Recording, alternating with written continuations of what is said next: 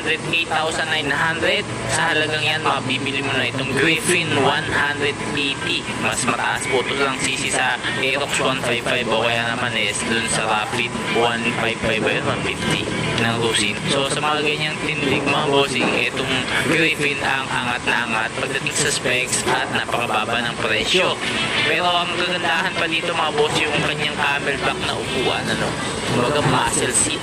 Tapos ang lamang din ito sa Aerox, 4 lens, 8 lens projector headlamp ang nakikita mo magkabilaan po, apat, so wala lahat, ang liwanag yan at malawak po ang sakop nito. Kung nakikita nyo yung postura o yung pagkakalagay ng 4 lens projector headlamp, diba? So ba yung shock sa likod, 180cc carriageway pa ng 17.4 horsepower, LED na lahat ng mga ilaw, keyless, may charger na rin yan, at syempre naka-idling stop and start system na rin tong motor na to, naka-LCD